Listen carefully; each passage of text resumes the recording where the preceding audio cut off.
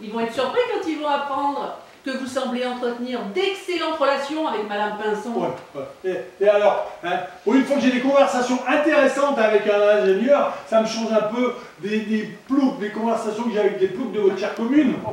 Bien sûr. Mais ils vont être encore plus surpris quand ils vont apprendre que vous êtes aux ordres de l'AFGRA. Vous êtes prête à inventer n'importe quoi pour me faire partir. Dites plutôt que vous voulez reprendre ma place, ça serait plus simple. Non, je vous explique. Tout à l'heure, quand Madame Mougin s'est endormie sur le lit de Marinette, j'ai eu le temps de regarder mon ordinateur. Ah, c'est passionnant. Vous ne croyez pas si bien dire.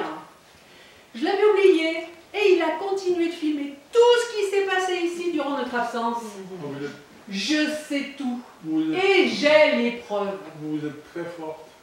Non, le hasard. Tout simplement le hasard. Bon, vous avez gagné la première manche, mais n'oubliez pas que Madame Pinson est en danger et que s'il devait lui arriver malheur, n'oubliez pas que je vous ai prévenu et que vous n'avez rien fait pour prévenir ses amis.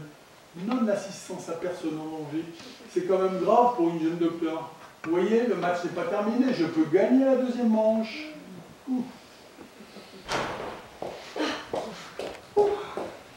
Alors, qu'est-ce qui s'est passé? Ah bah écoute, comme prévu, on ramène Madame Pinson.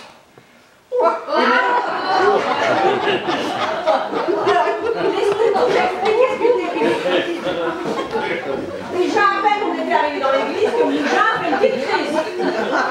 Et quand il a bu les cloches, il n'a pas pu s'empêcher de tirer sur les cordes pour se calmer. J'ai pas pu me l'empêcher. Ding dong, ding dong, ding Je me suis dong. douté que c'était vous le globe tout à l'heure.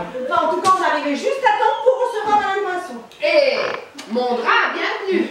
Et à peine il était en bas, on a regardé en haut voir si on venait un autre.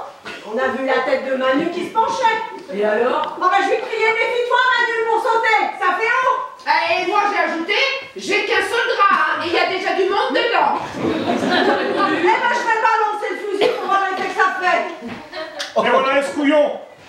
Au lieu de balancer le fusil, la crosse en avant comme ça, il a fallu qu'il balance le cadeau en avant, comme ça. Et la pauvre Madame Mougin qui était encore ramachée à cause du choc tout allongé, bah, il a fallu qu'elle se le prenne.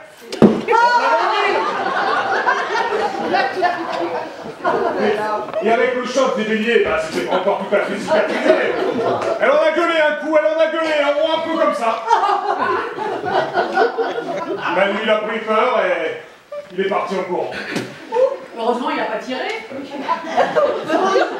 Sinon il y aurait eu une deuxième troumbade. Vous voyez, on n'aura pas besoin de faire la belle. Vous avez perdu aussi la deuxième manche. Bon, bah, je crois qu'il est inutile que je m'attarde, vous ne me verrez plus. On ne regrettera pas.